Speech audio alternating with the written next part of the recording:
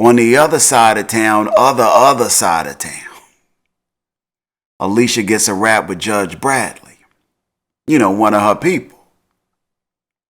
They talking about Alonzo. The fact that he just got popped. But briefly, they don't spend a lot of time on Alonzo, Also talking about Trig. Alicia tells her she should think about ruling in Trig's favor when Trig comes in front of her. Especially now that he don't have a lawyer, because Alonzo was that dude and Alonzo is no more. Trig's time in front of Judge Bradley comes up again, and she lets him off, brings up some constitutional violation, Tom Brady rule, called some foul shit like Spygate or some shit, let Trig the f up out of there. And that's how it's done in other circles, when you connect it. He like, what the hell just happened here? Trig can't believe it. He come out the courthouse minus the ankle bracelet. Guess who roll up on him? Alicia. She rolled the window down, hit him with the "you're welcome." Like that was me up in there, player. Another window rolls down, same car. Shaad throw his little 1 cent in there. He like, congratulations. Car rolls the hell off. Later, Alicia winds up down at the Douda lounge. Just walked up in there.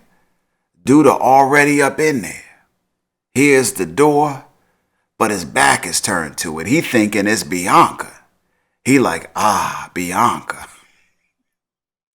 Couldn't stay away, huh? After all my disses, after all my pushing you away, you just couldn't stay away. But stay away she did. Ain't appreciate how he turned her down when she had that hot ass black PVC on. Like, she left her house with the PVC on. Out in them streets with her goodies out in the open. And he ain't even want to sniff. Nah, it wasn't Bianca. Alicia walked up in that piece. He like, how you get up in here? She like, I got keys. Old player. They get to having their pissing contest. Alicia tells Douda he won't be around for long. Douda tells Alicia he knows it was her and her crew that tried to kill him. He grabs her up, same as Shaad did last episode. Alicia the one to be choked out, ain't she? Everybody just choking Alicia ass. But this choke up she wasn't feeling. And neither was Shaad. Shaad comes around, pulls the gat out on Douda, puts it up to his head, hit him with a 1972 movie line, tells Douda, get your hands off my woman. Of course, he had the old 1971 shaft coat on. Of course he did. Even after knowing he was wearing Alonzo's old hand-me-down, living in Alonzo's shadow. Alonzo, who was kissing up on his woman's face, and she wanted it. Didn't matter. Didn't matter.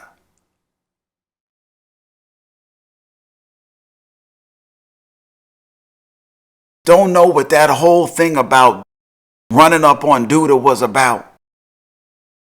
I mean, they could have deaded him right then and right there. But they pieced up out of that joint. I don't know what the point was, but But guess who's back? Guess who back? Back back on top. Shaad. He came to terms like a mofo with who he was at this moment in his life. Had the 1974 jacket, the shaft jacket back on, and all of that. That shit was on and popping. Shaad was before walking in another man's shadow. And that man was the lady in his life's ex. But hell, before that, he was selling Donkey Kong cartridges and hockey jerseys on the sidewalk outside his lady Deja's lawn. Nah. He ain't going back. Shaad is not going back. Found himself sleeping outside in his car with no security. He ain't going back. And now that man who put them lips on the side of his lady's lips, right in front of his non-believing eyes, is now a faded picture in a broken glass. Well, ex or not, somebody got to pick up the slack. Because this shaft coat ain't going to wear itself, you know.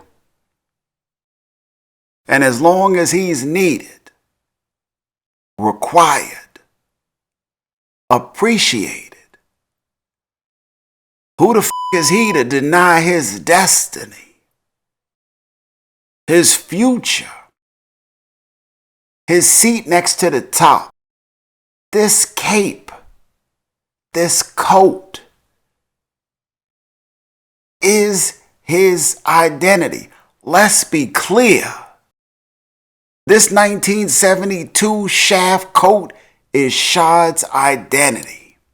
And taking that coat away from Shaad is like taking his manhood away. It's like cutting his balls off. It's like reaching into a dog's bowl while he eating. That's some shit you don't do. You can't do. This is Shaad's element right here. And this is who he is now. Hell nah, I ain't mad at you.